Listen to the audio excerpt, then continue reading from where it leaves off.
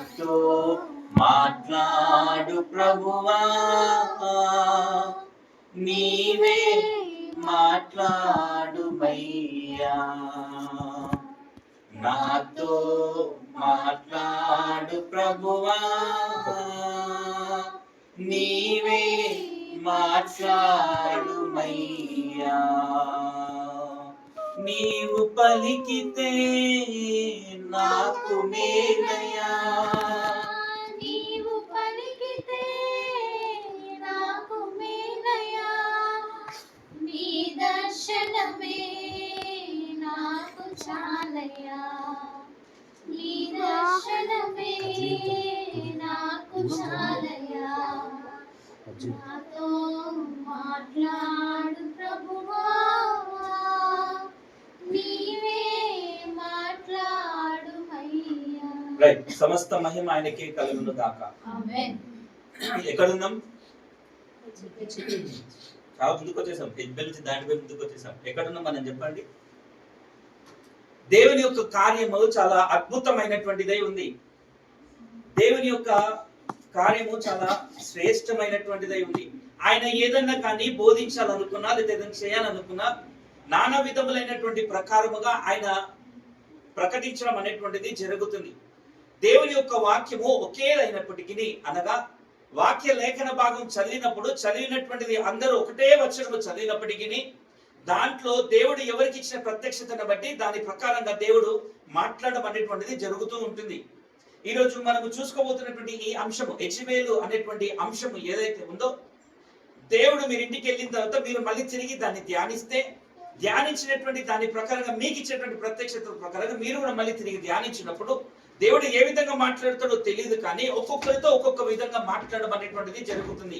నేరుగా మనము మూల వాక్యమైనటువంటి ప్రకటన గ్రంథం 2వ అధ్యాయం నుంచి మనము ఆ వాక్యాన్ని ఎత్తిపెట్టుకొని అంశంలోకి మనము వెళ్ళిపోదాం. ప్రకటన గ్రంథం 2వ అధ్యాయము 20వ వచనంలో ఈ యెజబెలు గురించి మనం చూడడం అనేటువంటిది జరుగుతుంది. ప్రకటన గ్రంథం 2వ అధ్యాయం 20వ వచనం. అయినను నీ మీద తప్పు ఒకటి మోపవలసి ఉన్నది. ఒక నిమిషము ఈ మాటని ఇక్కడ పెట్టి అసలు దేవుడు ఈ మాట పలకడానికి కారణం ఏంటి అనేటువంటిది చూసుకుంటూ ముందుకు వెళ్ళిపోదాం. దేవుడు అంటున్నాడు కదా, అయినను అని అన్నాడు.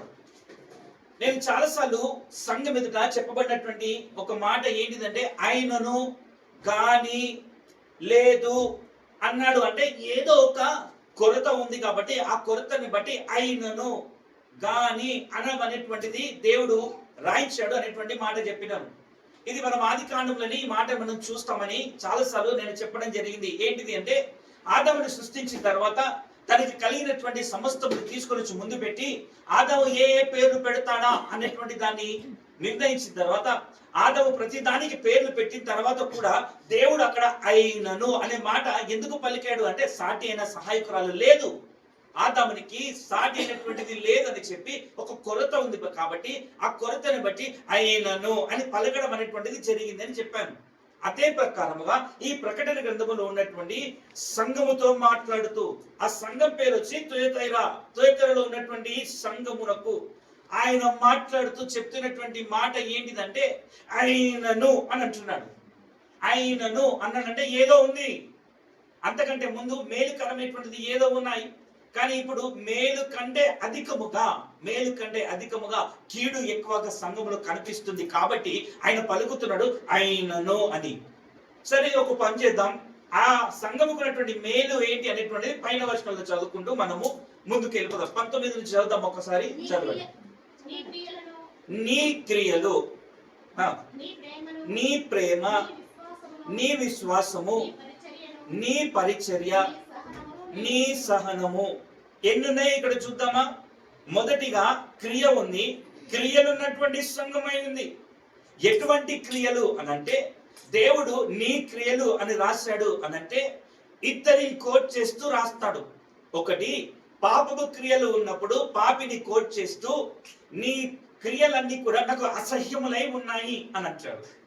కానీ నీతి క్రియలు ఉన్నప్పుడు నీ క్రియలు నన్ను ఎంతో ఆనందింపజేస్తున్నాయి, నీ క్రియలు నన్ను సంతోషపెడుతున్నాయి అనేటువంటి విధముగా ఆయన మాట్లాడుతూ సంతోషంగా పలుకుతున్నటువంటి మాట తీరు మనకు కనిపిస్తుంది. ఇక్కడ ఆయన పలుకుతున్నటువంటి మాట ఏంటిది అనంటే, నీ క్రియలు అన్నాడంటే అసహ్యమైనటువంటిది కాదు. ఆయన ఎంతో సంతోషంగా ఈ తుయతైరలో ఉన్నటువంటి సంఘముతో ఆయన ప్రకటిస్తుంది ఏంటిదంటే, నీ క్రియలన్నీ ఆత్మీయ సంబంధమైనటువంటి క్రియలై ఉన్నాయి. నీ క్రియలన్నీ నేను ఇష్టపడేటువంటి క్రియలే ఉన్నాయి. నీ క్రియలన్నీ కూడా నేను ఆనందించేటువంటి క్రియలై ఉన్నాయి. నీ క్రియలన్నీ కూడా నేను తగినటువంటి క్రియలై ఉన్నాయి అని పలుకుతూ ఉన్నాడు. అందుకని అంటున్నాడు కదా, నీ క్రియలు, నువ్వు చేసేటువంటి క్రియలు ఏవైతున్నాయో నా సహాయం తీసుకొని నా ఆత్మ చేత నువ్వు బలపరచబడుతూ, ఇదిగో నేను చెప్పినటువంటి ప్రకారంగానే, నేను చూపిస్తున్నటువంటి క్రియల ప్రకారంగానే నువ్వు చేస్తున్నావు. ప్రియ సంఘమా, నిజమే.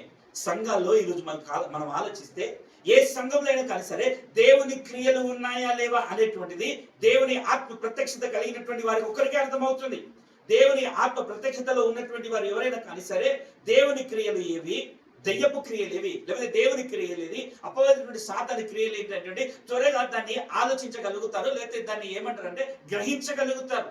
ఈ రోజు మన సంఘం గురించి మనం మాట్లాడుకుంటున్నాము కాబట్టి మొదటిగా మనం ఆలోచించాల్సింది ఏంటో తెలుసా?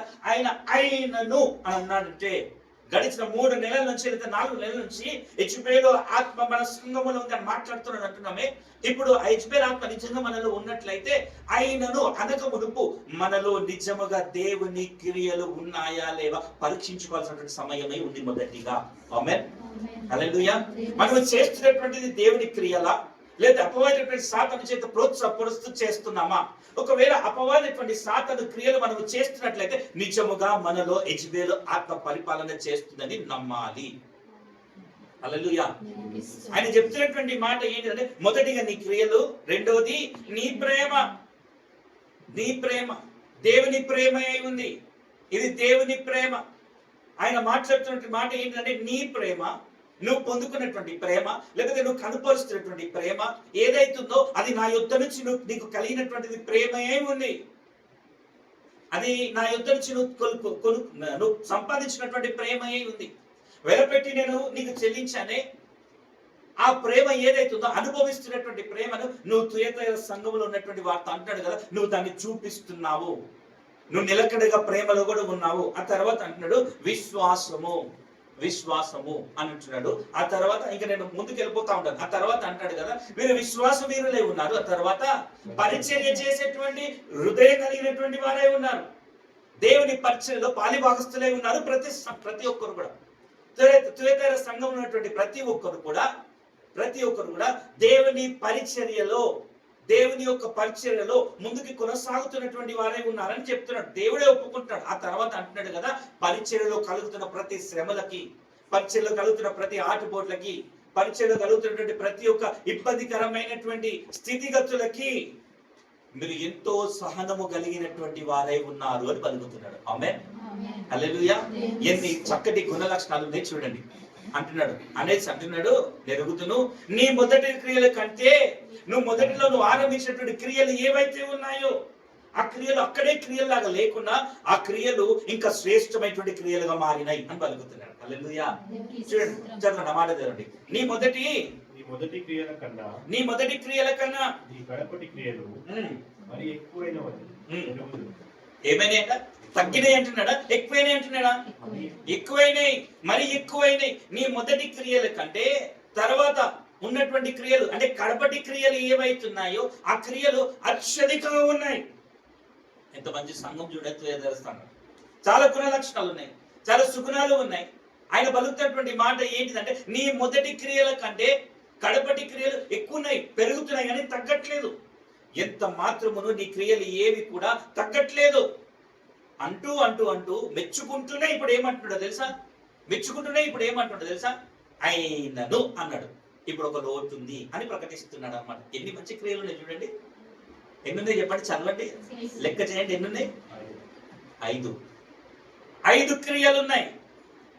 ఒక్కసారి ఇది నా ఆలోచన, ఒక్కసారి మనం అనుకుందాం. ఈ 5 క్రియలు 5-fold మినిస్ట్రీతో పోల్చుకుంటే, ఎఫెసీ సంఘములో రాసినటువంటి దాని ప్రకారంగా దాంతో పోల్చుకుంటే, సంఘము క్రీస్తు శరీరము సంఘము క్రీస్తు శరీరము క్షేమాభివృద్ధి చెందుట కొరకు తుయతైర సంఘంలో 5 క్రియలు ఉన్నాయని ప్రకటిస్తున్నట్టుగా ఉంది. ఆమేన్. హల్లెలూయా. దేవునికి స్తోత్రం. దేవునికి మహిమ కలుగును గాక. ఆమేన్. ఆయన అంటున్నటువంటి మాట ఎంతో అద్భుతమైనటువంటి విధంగా మాట్లాడుతూ ఈ 5 కూడా నీలో ఉన్నాయి. ఏ 5 క్రియలు చెప్పండి ఒకసారి, మీరే చెప్పండి. ఏ 5 క్రియలు?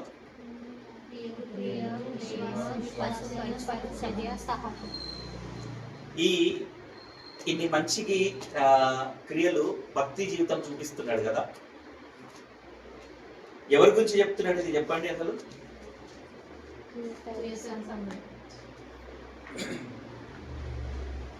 ఇప్పుడు నేను ఒక ప్రశ్న అడుగుతా. ఈ 5 మంచి కార్యాలు యెజబెల్ ఆత్మ చేస్తుందా, దేవుని ఆత్మ చేత నడిపించబడుతున్నారా? ఇప్పుడు చదివాం కదా. ఇప్పుడు చెప్పండి, ఎవరు చేస్తున్నారు ఇప్పుడు ఇవి? ఎవరి చేత చేయించబడుతున్నాయి ఇవి? చెప్పాలి. దేవుని ఆత్మ చేతనే. అందుకే ఆయన ఏం చేస్తున్నాడు, ఫస్ట్ ఏం చేస్తున్నాడు, మీరు ప్రకటిస్తున్నాడు మీలో ఇవి ఉన్నాయని అంటూ అంటాడు కదా. అయినను అంటే ఒక లోటు ఉంది. ఇప్పుడు అయినను అని చెప్తూ ఇప్పుడు అంటున్నాడు కదా, అయినను నీ మీద తప్పు ఒకటి నేను, నీ మీద ఒక తప్పు పెట్టాలనుకుంటున్నాను ఇప్పుడు నేను, నీ మీద ఒక తప్పు మోపవలసి ఉన్నది. అదేమనగా తాను ప్రవక్తినని చెప్పుకొనుచున్న యెజబెలు స్త్రీని నీవు ఉండనిచ్చుచున్నావు. ఇక్కడ ఆగుదాం ఒక్కసారి. గడిచిన వారం కాకుండా గడిచిన వారం అనుకుంటా దైవ సేవకురాలు ఒక యూట్యూబ్ లింక్ పంపించి ఈ విను ఇది అని అన్నారు. విన్నప్పుడు ఆ సేవకుడు చెప్పినటువంటి దాంట్లోంచి నేను ఒక పాయింట్ చెప్తాను ఇప్పుడు ఇక్కడ. ఏంటిది అది అని అంటే మళ్ళీ ఒకసారి చూద్దామా. ఆయనను నీ మీద తప్పు ఒకటి నేను మోపవలసి ఉన్నది. అది ఏంటి అంటే తాను ప్రవక్తినని చెప్పుకొనుచున్న ఆ సేవకుడు చెప్పిన మాట ఏంటిది అని అంటే, తాను ప్రవక్తినని చెప్పుకొనుచున్నటువంటి యెజబెల్ అనే ఒక స్త్రీని నీవు ఉండనిచ్చుచున్నావు అనంటే ఎప్పటి నుంచో అది ఇక్కడే ఉంది అని అర్థం ఇస్తుంది అన్నమాట. ఆమేన్. హల్లెలూయా. ఉండనిచ్చుచున్నావు అంటే వచ్చింది, ఎప్పుడో వచ్చేసింది. ఎలా వచ్చిందో తెలీదు, ఎక్కడి నుంచి వచ్చిందో తెలియదు, కానీ ఎప్పటి నుంచో ఉంది సంఘంలో. ఎప్పటి నుంచో అది ఉంది. పాత నిబంధన గ్రంథానికి కొత్త నిబంధనకి యెజబెల్ అన్నటువంటి పోలికల్లో చూసుకుంటే, పాత నిబంధన గ్రంథంలో ఉన్నటువంటి యెజబెల్ గురించి ఆలోచిస్తే ఇశ్రాయేలు ప్రజల్లోకి అది వచ్చినప్పటికీ సంఘములోకి వచ్చినట్టుగా మనకు అది కనిపించట్లేదు, కానీ వేరే సంఘం ఏర్పాటు చేసినట్టుగా పాత నిబంధన గ్రంథం మనకు కనిపిస్తుంది చాలా స్పష్టంగా. కొత్త నిబంధన గ్రంథంలోకి వచ్చేసరికి ఆయన మాట్లాడుతున్నటువంటి మాట ఏంటిదంటే ఆల్రెడీ సంఘములోనే అది ఉంది అని అంటున్నాడు. ఇప్పుడు ఆల్రెడీ సంఘంలోనే ఉంది అంటే ఎలా వచ్చింది? ఎవరైనా పిలిస్తే అన్న రావాలి, లేదా తనంతటన్నా రావాలి, లేదా దేవుని ఆత్మ బయటికి వెళ్ళిపోయినప్పుడన్నా రావాలి. ఏదో ఒక రూపకంగా అయితే యెజబెల్ ఆత్మ రావాలి. ఇక్కడ చెప్తున్నటువంటి మాట ఏంటంటే నువ్వు ఉండనిస్తున్నావు అని అంటున్నాడు. నువ్వు ఉండనిస్తున్నావు అంటే ఇష్టపడుతున్నావు ఉండడానికి అని అర్థం వస్తుంది అన్నమాట. నీలో ఇన్ని గొప్ప కార్యాలు ఉన్నాయి, నీలో ఇన్ని శ్రేష్టమైనటువంటి కార్యాలు ఉన్నాయి, నీలో ఇన్ని అద్భుతమైనటువంటి కార్యాలు ఉన్నాయి, అయినా సరే నువ్వు ఒక తప్పు చేస్తున్నావు. ఏంటో తెలుసా? మీలో యెజబెల్ ఆత్మ ఉందని మీకు తెలిసినా కానీ సరే, యెజబెల్ ఆత్మ మీలోకి వచ్చిందని తెలిసినా కానీ సరే, యెజబెల్ అనేటువంటిది మీలో ఉందనేటువంటి సంగతి మీకు అర్థమైనా కానీ సరే నువ్వు ఉండనిస్తున్నావు అని పలుకుతున్నాడు. అసలు ఇక్కడ ఒక మాట అడుగుతాను, ఒక ప్రశ్న అడుగుతాను, చెప్పండి. ఇక్కడ యెజబెల్ స్త్రీ అంటున్నాడే, ఇది వ్యక్తిని ఉద్దేశించి మాట్లాడుతున్నాడా లేదా ఉపమాన రీతిగా మాట్లాడుతున్నాడా? మీరే చెప్పాలి. ఇప్పుడు ఇది వ్యక్తిని ఉద్దేశించి మాట్లాడుతున్నాడా, ఉపమాన రీతిగా మాట్లాడుతున్నాడా? ఉపమాన రీతిగానే మాట్లాడుతున్నాడు. ఒక వ్యక్తిని ఉద్దేశించి చెప్పట్లేదు, ఒక వ్యక్తిని ఉద్దేశించి ఇంత మాత్రం చెప్పట్లేదు, కానీ జస్ట్ ఆ నేమ్ ని వాడుకుంటూ, ఆ పేరుని వాడుకుంటూ, నేను ఇక్కడ ఒక మాట చెప్తూ ముందుకు మళ్ళీ తీసుకెళ్తాను. ఫర్ ఎగ్జాంపుల్ బాప్తిసం ఇచ్చు యోహాను గారు ఉన్నారు. ఈ బాప్తిసం ఇచ్చు యోహాను గారి గురించి చాలా మంది వచ్చి ఏమని పలుకుతున్నారంటే, ఏలియా వస్తా అన్నాడే, ఈయననే ఏలియా అన్నాడు. నిజంగా ఏలియా వచ్చాడా? రాలేదు. మరి ఏమొచ్చింది? ఏలి యొక్క ఆత్మ ప్రత్యక్షతలో ఉన్నటువంటి ఏవైతే ఉన్నాయో, లేదా ఏలియా యొక్క సేవ పరిచర్య ఏదైతే ఉందో, లేదా ఏలియా చేస్తున్నటువంటి పనులు ఏవైతే ఉన్నాయో, ఆయన అభిషేకం నుంచి కలుగుతున్నట్లయితే, ఇంకో విధంగా చెప్పాలంటే బాప్తిస్మమిచ్చు యోహాను ప్రకటిస్తున్న సువార్త పద్ధతి ఏదైతే ఉందో, ఏలియా కూడా అదే పని చేసినట్టుగా పోల్చుకొని చూడొచ్చు మనం. ఆ ఆత్మ ప్రత్యక్షత, అభిషేకం ఏదైతుందో అది బాప్తిస్మమిచ్చు యోహాన్లో మనకి కనిపిస్తుంది. కాబట్టి వారందరూ ఉన్నటువంటి మాట ఏంటిది అనంటే, ఏలియా మన మధ్యలో ఉన్నాడు, వచ్చాడు, వస్తాడని చెప్పిన ఏలియా ఈయననే అని చెప్పడం అనేటువంటిది అక్కడ జరుగుతూ ఉంది మనకి. రైట్. అలాగే పోలుస్తూ మనం చూసుకున్నట్లయితే ఇక్కడ చెప్తున్నటువంటి మాట ఏంటిది అనంటే,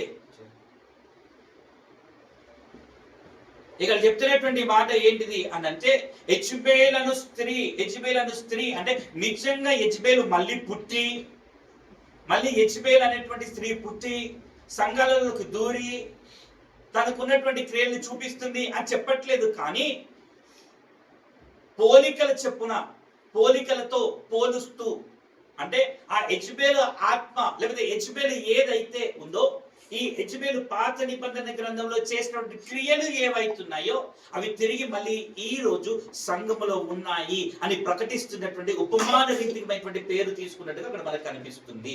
ఆమేన్, హల్లెలూయా. ఇప్పుడు యెజ్బేలు అనేటువంటి స్త్రీ అసలు ఎక్కడుంది? అది ప్రాముఖ్యమైనటువంటి విషయమే ఉంది. యెజ్బేలు ఒక స్త్రీ, యెజ్బేలు అనేటువంటి స్త్రీ క్రియలేంటి? యెజ్బేలు చేస్తున్నటువంటి పని ఏంటి? యెజ్బేలు యొక్క పనితీరు ఏంటి? అసలు యెజ్బేలు ఏం చేయాలనుకుంది? అసలు యాక్చువల్లీ ఈ యెజ్బేలు అనేటువంటి స్త్రీ ఎక్కడి నుంచి వచ్చింది? అసలు తనకున్న ఆచారాలు, తనకున్నటువంటి పట్టుదల, తనకున్నటువంటి ఏమంటారు దృఢ నిశ్చయత అసలు ఏం కలిగి ఉన్నాయి? అసలు ఇవన్నీ ఏం కలిగి ఉన్నాయి? అసలు ఏం కలిగి ఉన్నాయి? అసలు చూడండి, ఈరోజు యెజ్బేలు సంఘములో ఉంది అనడానికి అపోస్తలుడైనటువంటి పౌలు కూడా మాట్లాడుతున్నటువంటి మాట ఒకటి చూద్దామా? 2 తెస్సలోనికీయులకు రాసినటువంటి పత్రిక 2:4 2 తెస్సలోనికీయులకు రాసినటువంటి పత్రిక 2:4 చూద్దాం ఒకసారి. 2 Thessalonians 2:4 మళ్ళొకసారి. ఏది దేవుడు అనబడును, ఏది దేవుడు అనబడును, ఏది పూజింపబడును, ఏది పూజింపబడును, దానినంతటిని ఎదిరించుచు, దానికంతటికి పైగా వాడు తన్ను తానే హెచ్చించుకొనుచు. ఎవడంటే ఇప్పుడు వాడు తన్ను తానే హెచ్చించుకొనుచు తాను దేవుడనని. ఇప్పుడు సాతాను ఏం చేస్తున్నాడు తెలుసా? సంఘంలో జరుగుతున్నటువంటి అతి పెద్ద భయంకరమైనటువంటి స్థితి ఏంటిది అంటే, వాడే దేవుడనని చెప్పి 2:4 చదువు. తన్ను తానే హెచ్చించుకొనుచు, వాడే దేవుడని తన్ను కనపరుచుకొనుచు, వాడిని వాడు తనను తాను కనపరుచుకొనుచు దేవుని ఆలయంలో కూర్చుండును. ఎక్కడ కూర్చున్నాడు ఇప్పుడు? అందరం చెప్పాలి. ఎక్కడ కూర్చున్నాడు ఇప్పుడు? దేవుడు ఆలయంలో వచ్చి కూర్చున్నాడు వాడు. ఇది రాకడ గురించి చెప్తున్నాడు. రాబోయే దినాల్లో మందిరము ఆక్యుపై చేస్తాడు అని చెప్తున్నాడు. కానీ ఇప్పుడు నిజంగా ఆలోచిస్తే అప్పుడు దాకా ఎందుకంటే ఇప్పుడే వాడు ఏం చేస్తున్నాడు తెలుసా? సంఘాలలో తిష్ట వేసి కూర్చున్నాడు. అది ఎలా అంటే యెజ్బేలు క్రియల వల్ల మనకు అర్థమవుతుంది కూర్చున్నాడా లేదా. అది ప్రకటన గ్రంథంలో మాట్లాడుతున్నాడు అన్నమాట. హల్లెలూయా. ఆయన ప్రకటన గ్రంథంలో మాట్లాడుతున్న మాట ఏంటిది అంటే, యెజ్బేలు అనేటువంటి స్త్రీని నువ్వు ఉండనిస్తున్నావు అంటే ఏంటిదో తెలుసా? తన్ను తాను దేవుడినని వచ్చి కూర్చున్నాడు ఆల్రెడీ. ఎక్కడ? సంఘంలో. ఎక్కడ కూర్చున్నాడు అంటే మందిరాలలో. ఎక్కడ కూర్చున్నాడు అయ్యా అంటే వాడి సింహాసనాన్ని విడిచిపెట్టి ఈ లోక సంబంధించిన ఆకాశ మండలములలో వాడి సింహాసనం ఉంటే ఆ సింహాసనాన్ని విడిచిపెట్టి వాడే స్వయంగా వచ్చి సంఘాలలో సింహాసనం వేసుకొని కూర్చొని నేనే దేవుడని ప్రకటిస్తున్నాడు యెజ్బేలు అనేటువంటి ఆత్మ. ఇప్పుడు అసలైనటువంటి టాపిక్ లోకి వెళ్ళిపోతాం. దేవుని ప్రియ సంగమా, ఈ రోజు కొంచెము తర్వాత అవసరమైతే ఈ రోజు కంప్లీట్ అయిపోతుంది, లేదా మళ్ళీ నెక్స్ట్ వీక్ దీన్ని మనం కంటిన్యూ చేసుకుందాం. ఎందుకంటే ఒక్క వారంలో చెప్పుకునేటువంటి టాపిక్ కాదు ఇది. యెజ్బేలు అనేటువంటి స్త్రీకి కలిగినటువంటి ఆత్మని తరిమి కొట్టాలంటే ఏదో సింపుల్ గా 1/2 అవర్ 45 మినిట్స్ వాకింగ్ చెప్పేసుకొని దేవా స్తోత్రం నీకే ఆత్రం లేదా నాకు ఆత్రం అని చెప్పేసి వెళ్ళిపోవడం కాదు ఇది. యెజ్బేలు యొక్క ఆత్మని చాలా జాగ్రత్తగా, యెజ్బేలు స్త్రీ చాలా జాగ్రత్తగా పరిశోధించి పరిశీలన చేసి నాలో ఉందా, సంఘములో ఉందా. లేకపోతే మా మధ్యలో ఉందా అని తరిమి కొట్టేటువంటి పద్ధతి ఎంత ధ్యానించి ఎంత ఏమంటారు ఓపికతో మనము ఎదురు చూస్తామో అంత త్వరగా దాన్ని ఎల్లగొట్టగలుగుతాము. ఆమేన్, హల్లెలూయా. అంతేగాని ఏదో హాఫ్ అన్ అవర్ చెప్పేసుకొని లేచేసి వెళ్ళిపోయింది వెళ్ళిపోయిందంటే వాడంటే నేను పోలే ఎన్నే ఉన్నా అంటాడు. ఎందుకు తెలుసా, ఇంకా నా గురించి కంప్లీట్ గా తెలియలేదు మీకు, ఏదో 2-3 పాయింట్లు చెప్పేసుకొని వెళ్ళిపోయారంటే అంటాడు అనమాట. అందుకే పరీక్షించి పరిశోధించి దాన్ని తెలుసుకోవడం కొరకు వాక్య దివారాత్రులు ఆనందించుచు అన్నాడు. ఆనందించుతూ వాక్యాన్ని దివారాత్రులు ధ్యానించేవాడు ధన్యతలకు వెళ్తామని ప్రకటిస్తున్నాడు అనమాట. ఆమేన్, హల్లెలూయా. ఈరోజు యెజబెలు అనేటువంటి స్త్రీ గురించి ఏ గ్రంథంలో అసలు రాయబడింది అని అంటే లాస్ట్ వీక్ చెప్పిన, మీరు వెళ్ళి ఇంటికి చదవరు నాకు తెలియదు ఎంతమంది చదవరు. లాస్ట్ వీక్ చెప్పా నేను. మొదటి రాజుల గ్రంథము 16వ అధ్యాయం నుంచి మొదలవుతుంది యెజబెలు అనే స్త్రీ గురించి అని చెప్పినాను నేను. చూద్దామా, మొదటి రాజుల గ్రంథము 16వ అధ్యాయం నుంచి 2వ రాజుల గ్రంథము 9వ అధ్యాయం వరకు యెజబెలు గురించి రాయబడి ఉంటుంది. మొదటి రాజులు మీరు రాసుకోండి. మొదటి రాజుల గ్రంథం 16వ అధ్యాయం నుంచి 16th చాప్టర్ ఫస్ట్ నుంచి కూడా ఉండదు. మళ్ళీ 16th చాప్టర్ 29th వర్స్ అంటే 16వ అధ్యాయము 29వ వచనం నుంచి మొదలవుతుంది యెజబెలు అనేటువంటి స్త్రీ గురించి. ఈ 29వ వచనం నుంచి మొదలై 9వ అధ్యాయం అయినటువంటి 2వ రాజుల గ్రంథానికి ముగించబడుతుంది. అక్కడ ఆమె మరణాన్ని చూస్తాం. 2వ రాజుల గ్రంథం 9వ అధ్యాయంలో ఆమె మరణాన్ని మనం అక్కడ చూస్తాం. దేవుని ప్రియ సంగమా, ఈరోజు మనము 2వ రాజుల గ్రంథము నుంచి సమయ సందర్భాన్ని బట్టి లేకపోతే సమయాన్ని బట్టి సమయ అనుకూలాన్ని బట్టి కొన్ని అంశాలు మనము యెజబెలు ఆత్మ గురించి మాట్లాడుకుంటూ మళ్ళీ తిరిగి దేవుని చిత్తం అయితే ఇదే ప్రత్యక్షత కలిగి ఇంటికి వెళ్ళి మీరు ధ్యానించండి, నేనును ధ్యానిస్తాను. ధ్యానపూర్వకంగా మళ్ళీ వచ్చే ఆదివారం వచ్చి మనం ఏం చేద్దామంటే 2వ అంశముగా మళ్ళీ తిరిగి 2వ పార్ట్గా పార్ట్ 1 పార్ట్ 2 అంటారు కదా, అలా మళ్ళీ తిరిగి దీన్ని ధ్యానిద్దాం. ఈ రోజు నేర్చుకున్నటువంటి ఈ యెజబెలు గురించి ఏవైతున్నాయో వాటిని విడిచిపెట్టక ఇంటికెళ్ళి వాటి గురించి ప్రార్థన చేస్తూ, ఒకవేళ నేను అదై ఉన్నానా, లేకపోతే మా మధ్యలో అది ఉందా, మా సంఘంలో యెజబెలు స్త్రీ పరిపాలన కింద నేనున్నానా, తండ్రి దాన్ని తరిమి కొట్టేటువంటి శక్తి నాకు ఇవ్వు తండ్రి అని స్వపరీక్ష చేసుకుంటూ దేవుని సన్నిధిలో ఈ వారం అంతా ముందుకెళ్తాము గాక. హల్లెలూయా. మొదటి రాజుల గ్రంథం 16వ అధ్యాయము 29వ వచనం నుంచి మనం చదువుకున్నట్లయితే 29 నుంచి మనము చూసుకుంటే ఈ యెజబెలు అనేటువంటి ఆత్మ గురించి మనకు చాలా స్పష్టమైనటువంటి విధంగా అక్కడ కనిపిస్తుంది. ఎక్కడి నుంచి అంటే 29 నుంచి 34 వచనాల వరకు మొదటి పార్ట్గా మనం తీసుకోవచ్చు. అంటే దీన్ని ఎలా మనము పోల్చుకోగలుగుతాం అంటే నేమ్స్ అండ్ క్యారెక్టర్స్ ప్లస్ అది తీసుకొని వచ్చినటువంటి కల్చర్ ఏంటి అనేటువంటి 3 అంశాలు ఇక్కడ ఉంటాయి. ఒకటి ఏంటిదంటే పేరు కనిపిస్తుంది. ఈ పేరు అసలు కలగడానికి కారణం ఏంటి, ఈ పేరుకున్నటువంటి అర్థం ఏంటి, ఆ అర్థము సృష్టికర్త అయినటువంటి దేవునికి సంబంధించిందా బయలుకి సంబంధించిందా అనేటువంటిది చూసుకుంటూ దాంతో పాటు అసలు తనకున్నటువంటి గుణలక్షణాలు ఏంటి, దేని కొరకు ఈ యెజబెలు గట్టిగా నడుము కట్టుకొని నిలబడింది అనేటువంటిది దాన్ని చూస్తాం. మూడోది దాంట్లోనే మనం ఏం చేస్తామంటే అది తీసుకొచ్చినటువంటి కల్చర్, తెలుగులో ఏమంటారు కల్చర్ని, సాంప్రదాయాలు ఏంటి, అది తీసుకొచ్చినటువంటి ఆచారాలు సాంప్రదాయాలు ఏంటి అనేటువంటిది కూడా ఈ వచనాల్లో మనం చూడగలుగుతాం. రండి చదువుకున్నాం. 19వ వచనం నుంచి మనం చదువుకుందాం. త్వరగా మీరు సహకరిస్తే క్లుప్తంగా ప్రసంగం చెప్పి ప్రార్థనలోకి మళ్ళీ తీసుకెళ్ళాలని ఆశ కలిగి ఉన్నాను. రైట్, మొదటి రాజుల గ్రంథం 16వ అధ్యాయం 29వ వచనం నుంచి 16:29 వర్స్ నుంచి.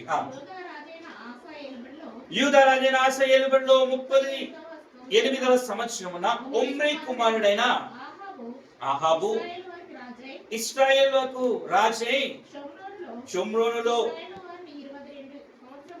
రైట్, ఇక్కడ ఒక పేరు కనిపిస్తుంది మనకి. ఏం పేరు అంటే ఆహాబు. గుర్తుపెట్టుకోవాలి పేరు, మీరు టిక్ చేసుకోండి కావాలంటే.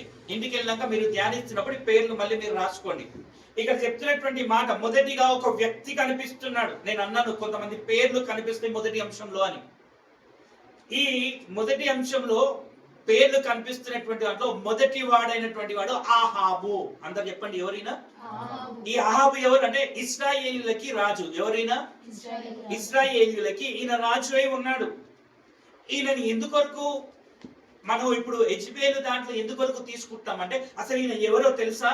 ఈయన ఎవరో తెలుసా? రండి చదువుతాం, మళ్ళీ చదవండి 30 నుంచి చదవండి. ఇప్పుడు ఒమ్రి కుమారుడు ఆహాబు తన పూర్వీకులందరినీ, ఎంత గనుడో తెలుసా? తన పూర్వీకులందరిలో దానంతటికంటే ఎక్కువగా యెహోవా దృష్టికి చెడుతనము కలగ చేసినటువంటి వాడు ఈ రాజు. తర్వాత అనుసరించి నడుచుకొనుట ఏమంటున్నాడంట? ఈయన ఎవరో తెలుసా? ఎవరో తెలుసా? తన పితరులు చేసినటువంటి పాపము కంటే మరీ భయంకరమైనటువంటి పాపము చేసిన వాడు చేస్తున్నటువంటిది ఏదైతుందో అది చాలా స్వల్ప సంగతి అని అంటున్నాడు.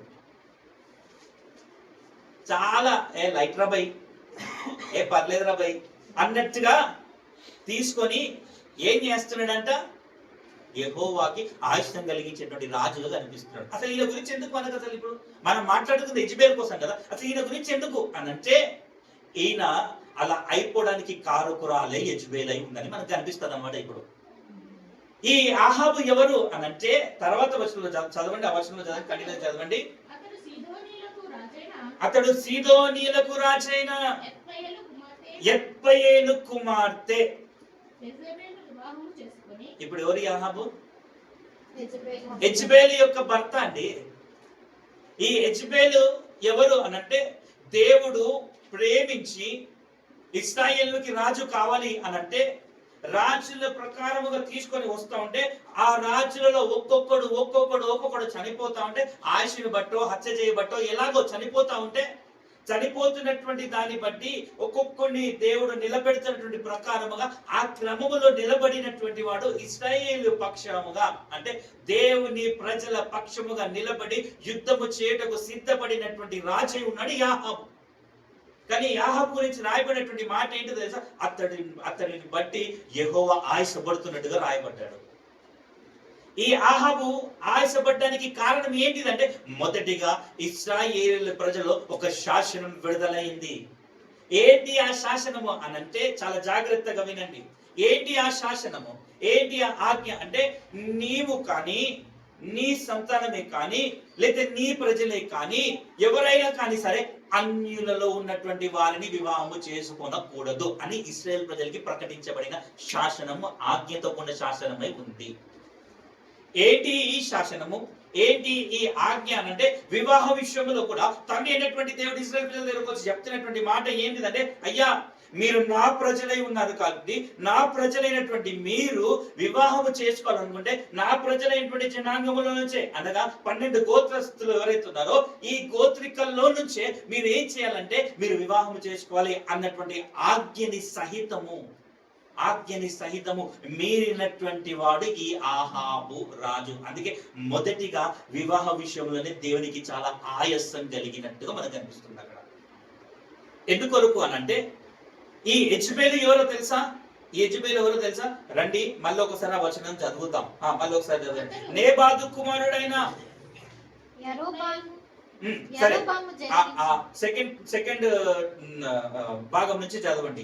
అతడు సీదోనులకు ఎవరంట? ఎవరికంట? సీదోనీయులు అంటే అన్యులు, అన్య దేశస్థుడు ఎవరైతున్నారో ఆ అన్య దేశస్థులైనటువంటి సీదోనీయుడైనటువంటి రాజు ఎవరైతున్నాడో ఈయన ఈ పేరు ఏమని రాయబడింది? యెత్బయేలు. కొద్దిసేపు ఈ యెత్బయేలు గురించి నేను చెప్తాను. హిస్టరీ చెప్తున్నటువంటి మాట. నేను బైబిల్ స్టడీలో ఉన్నప్పుడు నాతో పాటు కలిసి స్టడీ చేస్తున్నటువంటి వారు నాకు అందించినటువంటి మాటలు ఏవైతున్నాయో అది సంఘం ఎదుట నేను చెప్పుకుంటూ వాక్యంలో మిమ్మల్ని తీసుకొని వెళ్తున్నాను. ఏంటిది అనంటే ఈ యెత్బయేలు ఎవరు అనంటే యెత్బయేలు ఎవరు అంటే అక్కడ చెప్పబడినటువంటి మాట సీదోనీయులకైనటువంటి రాజు. ఈయన రాజు ఎట్లా అయ్యాడో తెలుసా? అసలు యాక్చువల్లీ ఈ యెత్బయేలు అనేటువంటి వాడు ఎవరంట అంటే ఎవరో తెలుసా? యెజ్బేలు ఏ దేవతనైతే పరిచయం చేసిందో ఏ దేవత అయితే ఆ దేవత యొక్క యాజకుడై ఉన్నాడంట ఈయన. మీరు హిస్టరీ తర్వాత చదవండి మీకు కావాలంటే. ఎత్బయేలు ఎవరైతే ఉన్నాడో, ఈ ఎత్బయేలు తన సహోదరుడు ఎవరైతే ఉన్నారో ఆ సహోదరుడు రాజుగా ఉన్నప్పుడు అతన్ని చంపేసి ఆ సింహాసనాన్ని ఆక్యుపై చేసినటువంటి వాడై ఉన్నాడు ఈ సిదోనీయుడైనటువంటి రాజు.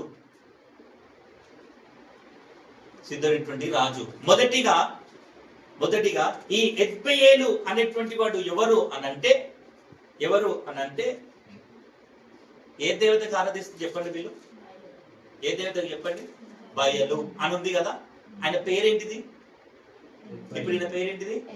ఎత్బయేలు. వారి పేర్లలోనే కనిపిస్తుంది బయలు అనేటువంటి మాట. ఎత్ తీసేస్తే బయలు, ఎత్బయేలు అని అంటున్నాడే. ఆయన పేరేంటిదంట?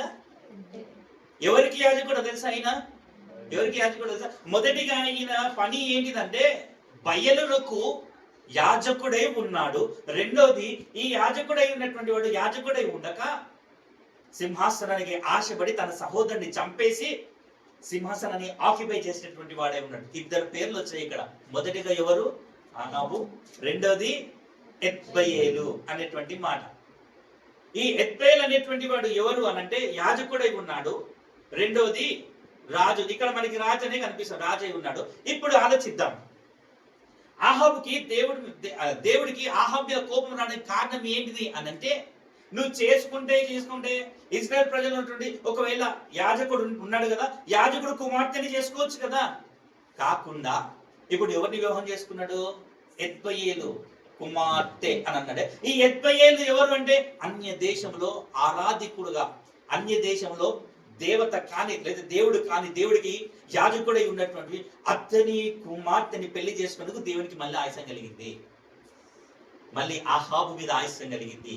ఈ ఎత్బయేలు ఎవరు అనంటే ఒక అన్య దేవతకి యాజకుడై ఉన్నాడు. ఈయన చేసినటువంటి శ్రేష్టమైనటువంటి పని ఏంటిది అనంటే తన కుమార్తెని అనగా యెజెబెలు. 3 పేర్లు వచ్చాయి. మొదటిగా ఆహాబు, రెండోది ఎత్బయేలు, మూడోది యెజెబెలు. లాస్ట్ వీక్ దైవ సేవకురాలు చెప్పారు యెజెబెలు అనడానికి అర్థం ఏంటిదని చెప్పారు. చెప్పండి, ఏమని చెప్పారు? గుర్తుందా మీకు? పవిత్రురాలు అన్నారండి. మీరు ఎట్లా మర్చిపోయారు? యెజెబెలు అనడానికి అర్థం ఏంటిది అన్నారు? పవిత్రురాలు అని అన్నారు. నిజానికి ఆ పేరు అదే, అర్థం ఇచ్చే పేరు అదే. కానీ ఇది ఎవరికి పవిత్రురాలో తెలుసా? ఎవరికి పవిత్రురాలు తెలుసా? తండ్రి పెంచుతున్నప్పుడు తండ్రి ఏమై ఉన్నాడని చెప్పాను? యాజకుడు. ఈ యాజకుడికి ఒక కుమార్తె పుట్టింది.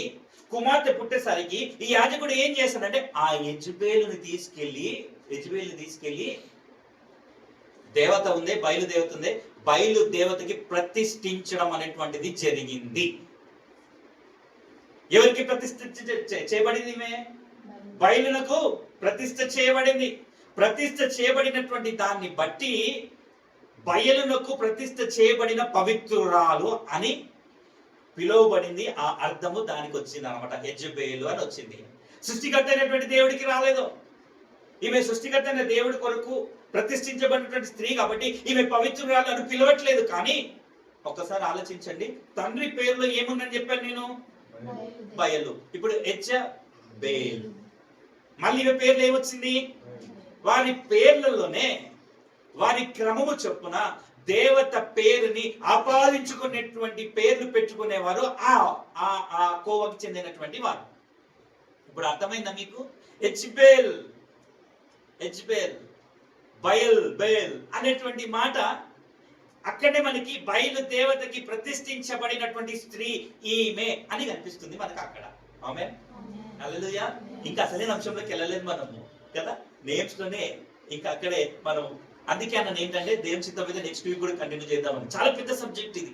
ఏదో యెజెబెలుకి ఏంటో తెలుసా, అది ఇలా చేస్తుంది, అది అలా చేస్తుంది అన్నాం అనుకో సరిగా అర్థం కాదు. ఇలా కొద్ది కొద్దిగా చెప్పుకుంటూ వెళ్తా ఉంటే అప్పుడు క్లియర్ గా అసలు తను చేసే పని ఏంటిది, తను ఎక్కడి నుంచి వచ్చింది ఏంటనేది మనకు చాలా స్పష్టంగా అర్థమవుతుంది. సరే, మళ్ళీ టాపిక్ వెళ్ళిపోతే ఎవరు ఈమె అనంటే ఒక యాజకుని యొక్క కుమార్తె. ఎవరు ఈ యాజకుడు అనంటే అన్య దేవతకి ఆరాధన చేసేటువంటి, అంటే బలి అర్పించేటువంటి బలి అర్పణ అర్పించేటువంటి యాజకుడై ఉన్నాడు. మొదటిగా ఇప్పుడు పేర్లు వచ్చేసాయి. రెండోది ఏం చెప్పాను? నేమ్స్ అండ్ క్యారెక్టర్స్ అన్నాము. క్యారెక్టర్స్ అంటే గుణ లక్షణాలు లేకపోతే స్వభావాలు అనుకోవడం కాదు. స్వభావాలు కానీ గుణ లక్షణాలు కానీ వారి వ్యక్తిత్వాన్ని కానీ దాన్ని ఏమంటాం మనం అంటే క్యారెక్టర్. వాడి క్యారెక్టర్ చూడు, లేదా వాడి స్వభావం చూడు, వాడి బుద్ధి చూడు, ఇవన్నీ అంటాం కదా. ఇంగ్లీష్లోకి వచ్చేసరికి కదా ఏమవుతుంది అనమాట? క్యారెక్టర్ అని అంటాం. ఇప్పుడు క్యారెక్టర్స్ ని చూస్తే ఇందాకనే ఆ పేర్లు చూసేటప్పుడే కొంచెం క్యారెక్టర్ మనం చూసాం. ఆహాబు యొక్క క్యారెక్టర్ ఏంటిదయ్యా అని అంటే ఎప్పుడు చూసినా దేవుణ్ణి ఆశపరచడం. నెంబర్ 1 ఆహాబు యొక్క క్యారెక్టర్ ఏంటిదంటే దేవుడు ఇశ్రాయేల్ పక్షంగా నిలబెట్టినటువంటి సొలొమోన్ ఏమో ప్రార్థన చేస్తున్నాడు. ఏమని ప్రార్థన చేస్తున్నాడంటే, అయ్యా నాకు బుద్ధి జ్ఞాన వివేకము లేవు, అందుకే ఇశ్రాయేల్ పక్షాన రాజుగా నిలబెట్టేటువంటి నేను వారిని పరిపాలన చేయట కొరకు, ఇశ్రాయేల్ ప్రజల్ని పరిపాలన చేయట కొరకు నాకు అంత బుద్ధి జ్ఞానము లేవు కాబట్టి నాకు దయచేయమని సొలొమోను బతిమలాడుతుంటే ఇతడు ఏం చేస్తున్నాడు తెలుసా? ఇశ్రాయేల్ ప్రజల్ని పరిపాలన చేయడం స్వల్పమైనటువంటి సంగతి అని అనుకొని దాన్ని త్రోసివేస్తూ తన ఆలోచనలు చెప్పిన, తన సొంత జ్ఞానము చెప్పిన ఈ ఆహాబు కలిగినటువంటి మనస్తత్వాన్ని బట్టి దేవుణ్ణి ఆశపరుస్తున్నట్టుగా మనకు కనిపిస్తుంది. అది అతని క్యారెక్టర్. రెండో క్యారెక్టర్ ఏంటిది అనంటే, యాజకుడుగా ఉన్నటువంటి వాడు ఒకడు ఉన్నాడు, ఎద్బయేల్ అనేటువంటి, అంటే బయలు దేవతకి యాజకుడుగా ఉన్నటువంటి ఈ వ్యక్తి ఏం చేస్తున్నాడు తెలుసా? అతని క్యారెక్టర్ ఏంటిది అనంటే, క్రీస్తు రాజ్యము కూలగొట్టబడాలి, దేవుని రాజ్యము స్థాపించబడిన ప్రతి చోట నేను పూజించేటువంటి బయలు యొక్క బలిపీఠములు కట్టబడాలి అన్న స్వార్థముతో యెజబెల్ అనేటువంటి తన కుమార్తెని బయలులోకి ప్రతిష్ఠించినటువంటి క్యారెక్టర్ మనకు అక్కడ కనిపిస్తుంది.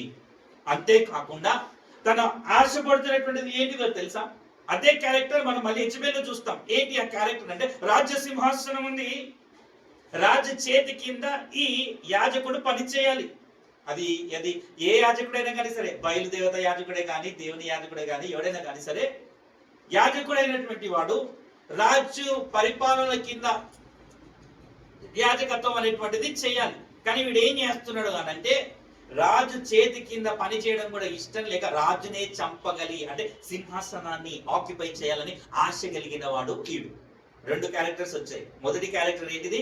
దేవునికి ఆయుసంగా బతుకుతున్నవాడు. రెండో వాడు ఏంటిది అని అంటే, తను యాజకుడై ఉన్నప్పటికీ, ఎవరికి యాజకుడు అనేటువంటి పక్కన పెడితే, యాజకుడై ఉన్నప్పటికీ ఆయన చేసేటువంటి ధర్మానికే కాకుండా రెండోది ఏంటిదో తెలుసా? తనది కానటువంటి సింహాసనాన్ని ఆక్యుపై చేయడానికి, హత్య చేయడానికి సైతం వెనకాడనటువంటి స్వభావం కలిగిన వాడు ఈ యెజ్బెల్ అనేటువంటి వాడు. రెండో క్యారెక్టర్ అది. మూడో క్యారెక్టర్ ఏంటిది అని అంటే, యెజ్బెల్ అమ్మగారు ఇప్పుడు ఎంటర్ అయ్యారు. ఈ యెజ్బెల్ అనేటువంటి స్త్రీ ఏం చేస్తుందంటే, ఇప్పుడు చదువుదాం రండి, 31 నుంచి మళ్ళీ కంటిన్యూషన్ చదువుదాం. యెజ్బెలుని వివాహము చేసుకొని బయలు దేవతనకు పూజించుచు ఏం చేస్తున్నాడంటే, ఇప్పుడు యాహాబు రాజు యెజ్బెల్ అనేటువంటి స్త్రీని పెళ్లి చేసుకోవడమే కాకుండా బయలు దేవతని ఆరాధన చేస్తున్నాడట, పూజిస్తున్నాడట. ఇప్పుడు ఈ స్త్రీ యొక్క క్యారెక్టర్ ఏంటిది అనంటే, తన తండ్రి దేని కొరకైతే ప్రతిష్ఠించాడో. ఒక పని చేద్దామా, ఆ వర్షాలు చదివేసిన తర్వాత స్త్రీ క్యారెక్టర్ ఏంటంటే మనం చూద్దాం. చదవండి 32 నుంచి. షోమ్రోనులో తాను బయలునకు కట్టించిన మందిరమందు బయలునకు ఒక బలిపీఠము కట్టించెను, మరియు అహాబు దేవతా స్తంభం ఒకటి నిలిపెను. ఈ ప్రకారము అహాబు తన పూర్వీకులైన ఇశ్రాయేలు రాజులందరికంటే ఎక్కువగా పాపము చేసి ఇశ్రాయేలుల దేవుడైన యెహోవాకు కోపము పుట్టించెను. అతని దినములలో బెతేలీయుడైన హీయేలు ఎరికో పట్టణమును కట్టించెను. అతడు దాని పునాది వేయగా అభిరామున అను అతని జ్యేష్ఠ పుత్రుడు చనిపోయెను. దాని గమనుల నెత్తగా. సరే, ఇప్పుడు ఇంటికెళ్ళక చదువుకోండి. 33 వర్స్ మనం చూసినట్లయితే, ఇప్పుడు థర్డ్ క్యారెక్టర్ వచ్చి ఎంటర్ అయింది అమ్మగారు. ఇప్పుడు అసలైనటువంటి క్యారెక్టర్ కూడా ఎంటర్ అయింది. ఈరోజు సంఘములో నిజంగా యెజ్బెల్ ఆత్మ అనేటువంటిది పని చేస్తుంది అని చెప్పడానికి మొదటి క్రియ యెజ్బెల్లో ఉన్నటువంటి క్యారెక్టర్, యెజ్బెల్లో ఉన్నటువంటి స్వభావము, యెజ్బెల్ తను ఏమై ఉందో అనేటువంటిది ఈ వచనాలు తెలియజేస్తున్నాయి మనకి. ఏంటిది అనంటే, వివాహం చేసుకుంది, వివాహం చేసుకున్న తర్వాత తన భర్తని ప్రలోభ పెడుతుంది. దేని కొరకు తెలుసా? సజీవుడైన యెహోవా దేవుని విడిచిపెట్టి సజీవము కానటువంటి బయలునకు నువ్వు మొక్కాలి, బయలుని ఆరాధన చేయాలి. ఇది చేయడానికి కారణం ఏంటిదంటే యాజకుడు అయినటువంటి తన తండ్రి చిన్ననాటి నుంటే ఈ యెజబెలు బయలునికి ప్రతిష్ఠించి, అమ్మా నువ్వు ఏడికి పోయినా కానీ సరే ఈ బయలుని విడిచిపెట్టద్దు, ఏడికి పోయినా సరే ఈ బయలు యొక్క బలిపీఠాన్ని కట్టడం మానొద్దు, ఎక్కడ పోయినా కానీ సరే బయలుని నువ్వు పరిచయం ఆఖరికి వివాహం చేసుకున్నా కానీ సరే వివాహం చేసుకున్న వాడిని సహితము బయలునకి పూజించే వాడికి నువ్వు మార్చేయాలి. తండ్రి నేర్పించిన అడుగు జాడల్లో నాకు కనిపిస్తున్నందుకు పవిత్రురాలు ఉందని చెప్పొచ్చు. ఇప్పుడు తండ్రి నేర్పించేటువంటి వాటిలో ప్రకారంగా వెళ్తుంది. ఎలా వెళ్తుంది అని అంటే తన భర్తతో ఏం చేస్తుందని చదువుకున్నాం ఇప్పుడు అని అంటే ఈ యెజబెలు చేసినటువంటి పని ఏంటిదో తెలుసా? మొదటిగా దేవుని యొక్క బలిపీఠములని తీసివేసిన దగ్గర యెజబెలు బలిపీఠములు కట్టించడం మొదలుపెట్టింది. అక్కడ రాయబడినటువంటి మాట చూడండి, షోమ్రోను తాను బయలునకు ఎవరు కట్టించారో తెలుసా? ఇప్పుడు అమ్మగారు వెనకాలండి రాజు చేత ఏం చేస్తుందో తెలుసా? దేవుని బలిపీఠములను తొలగించి దేవుడు కట్టించినటువంటి బలిపీఠాలు ఏవైతున్నాయో ఆ బలిపీఠాలన్నిటి తీసివేసి బయలులకు సంబంధించిన బలిపీఠములను కట్టడం మొదలు పెడుతుంది. మొదటిగా ఇక్కడ మనం గమనించినట్లయితే, ఇక్కడ మనం ఆలోచించినట్లయితే యెజబెలు యొక్క స్వభావం ఎలా కనిపిస్తుంది అయ్యానంటే ఇది దేవుడు కట్టినటువంటి మందిరం అయి ఉండే ఈ మందిరంలో మనం ఇందాక చదువుకున్నాం, సెకండ్ పత్రిక మనం చదువుకున్నాం కదా, చదువుకున్నటువంటి దాంట్లో 2:4 మనం చదువుకున్నటువంటి ప్రకారముగా ఈ ఏం చేస్తుందంటే దేవుని సింహాసనం తీసేసి వాడి సింహాసనాన్ని వేసుట కొరకు బాగా ప్రయత్నాలు చేసి సింహాసనం వేసి కూర్చోబెట్టింది అన్నమాట. ఎక్కడ? బయటనా? ఎక్కడ? సంఘములో. మొదటిగా యెజబెలు చేసేటువంటి పని ఏంటిదయ్యా అనంటే దేవుని ఆరాధన జరగనివ్వదు, దేవుని క్రమము జరగనివ్వదు, దేవుని వాక్యమును ప్రకటించనివ్వదు, దేవుని యొక్క ఆత్మ ప్రత్యక్షత కలగనివ్వదు. ఎవరికి? తానే దేవుడై కూర్చోడం కొరకు బలిపీఠాలు సంఘములో కట్టడం మొదలు పెడుతుంది ఈ యెజబెలు. ఇప్పుడు ఆలోచిద్దాం. దేవుని యొక్క ఆత్మ చేత మన సంఘం నడిపించబడుతుందా, లేదా మన సొంత ఆలోచనల చేత నడిపించబడుతున్నాయా? యెజబెలు చేసేటువంటి పని ఏంటిదయ్యా అంటే ఆహాబు బలిపీఠంలో కట్టడానికి కారణం ఏంటిది అంటే ఆలోచనల మీద కొట్టడం మొదలు పెట్టింది ఈ యెజబెలు. ఈ ఆలోచనలో కూడా ఉండట్లేదు. ఆహాబుకి ఏమని ఉండట్లేదో తెలుసా? నా దేవుడు యెహోవా దేవుడు కదా, సైన్యములకు అధిపతి యెహోవా కదా నా దేవుడు అన్న సంగతిని మర్చిపోయేటట్టు చేసింది ఎవరు? చాలా ఏమంటారంటే యెజబెలు ఎలాంటిదో తెలుసా? నాట్ ఓన్లీ భర్తని, ప్రవక్తలని సైతము తనకున్న ప్రత్యక్షతని మర్చిపోయేటట్టు చేయగలుగుతుంది యెజబెలు. రాను చూసుకుంటాం మనం, చూసుకుంటా ఉంటాం. పిరుకొలి చేస్తుంది అంతే. సేవకులని ప్రవక్తలని సైతము పిరుకొలి చేస్తుంది ఈ యెజబెలు ఆత్మ చేస్తుంది. అట్లా రాను చూసుకుందాం. సరే రైట్. ఇప్పుడు మనం ఎక్కడున్నాం మనం అంటే ఈ యెజబెలు ఏం చేస్తుందంటే దేవుని బలిపీఠములన్నిటి కూలగొట్టిన తర్వాత ఆ కట్టబడాల్సినటువంటి మళ్ళీ తిరిగి యెహోవా బలిపీఠం కట్టబడాల్సిన చోట కూడా ప్రతి చోట కూడా ఏం చేస్తుందో తెలుసా? తను ప్రతిష్ఠించబడినటువంటి ఏ దేవత అవుతుందో ఆ దేవత యొక్క ప్రతిమలను నిలబెట్టుట కొరకు బలిపీఠములు కట్టించడం మొదలు పెట్టింది. చదవండి. ఇప్పుడు తాను బయలునకు కట్టించిన మందిరం ముందు బయలునకు ఒక బలిపీఠము కట్టించెను. రెండవది ఏంటిదో తెలుసా? మరియు ఆహాబు దేవత స్తంభం ఒకటి. కిందేముంది చూడండి, రెండవ దేవత పేరు అషేరా. దేవత స్తంభం ఒకటి. ఇప్పుడు ఏం చేసిందో తెలుసా? రెండవ ఏంటో తెలుసా? మీ క్యారెక్టర్ ఏంటో తెలుసా? బలిపీఠం ఒక్కటే ఉంటే ఎట్లా? బలిపీఠం కాదు, ప్రజలందరూ చూచుట కొరకు ఇప్పుడు ఏం చేయాలో తెలుసా? దేవత అక్కడ ఉంది కదా, దేవత స్తంభమును నిలబెట్టాలి. దేవత స్తంభమును నిలబెట్టాలి. దేవుడికి అసహ్యమైనటువంటిది ఏంటిదో తెలుసా? భూమి అందే గాని, ఆకాశం అందే గాని, భూమి కింద నీళ్ళ అందే గాని నేను తప్ప వేరే దేవుడు నీకు లేడు. దేన్ని కూడా నువ్వు ఏం చేయొద్దు అంటే తెలుసా? ద్వితీయోపదేశకాండం 5వ అధ్యాయంలో చూద్దాం రండి ఒకసారి. ద్వితీయోపదేశకాండం 5వ అధ్యాయంలో ఉన్నటువంటి మాటని మనం చూసుకుంటూ మళ్ళీ తిరిగి మన వాక్యాంశ భాగంలోకి వచ్చేద్దాం. 5వ అధ్యాయంలో నేను తప్ప వేరొక దేవుడు నీకు ఉండకూడదు. పైనున్న ఆకాశం అందే గాని, పైన ఆకాశం అందే కానీ, కిందనున్న భూమి అందే కింద గాని, ఉన్న భూమి అందే కానీ. భూమి క్రిందనున్న నీళ్ళ అందే గాని, ఏడు నుంచి చదువుతున్నాను అందరు చూడండి. యుండు దేని పోలికనైనను విగ్రహమును చేసుకొనకూడదు, వాటిని నమస్కరింపకూడదు, వాటిని పూజింపకూడదు. ఏం చేసుకోవద్దు అంటాడు ఇప్పుడు? ఆకాశం అందే గాని, భూమి అందే గాని, భూమి కింద ఉన్నటువంటి దేని పోలికని కూడా నువ్వు ఏం చేయొద్దు అంటున్నాడు? విగ్రహముగా చేసుకోవద్దు. దాన్ని ఏం చేయొద్దు అంటున్నాడు? ఇప్పుడు యెజబెలు రెండో క్యారెక్టర్ ఏంటిదో తెలుసా? అమ్మా, వీళ్ళ దేవుడు వీళ్ళకి ఆజ్ఞ ఇచ్చాడు ఏమనంటే ఏ ప్రతిమని చేయొద్దు. కాబట్టి ఇప్పుడు ఇశ్రాయేల్ ప్రజల మధ్యలో ఏం చేయాలో తెలుసా? నేను నా దేవత స్తంభం నిలబెట్టి, నా దేవత స్తంభం నిలబెట్టాలి. బలిపీఠం కట్టించాను నిజమే, కానీ ఈ కట్టించేటువంటి బలిపీఠము ప్రజలకి అర్థం అవ్వాలంటే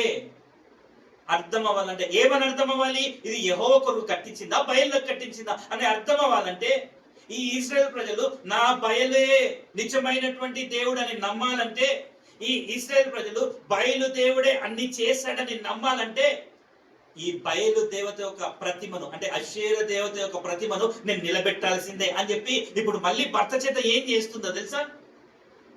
ఒక దేవత ప్రతిమ స్తంభమును ఏం చేస్తుందంట? చదవండి ఆ మాట, మళ్ళీ చదవండి త్వరగా. మీరు ఇక్కడే ఉన్నారో లేదో?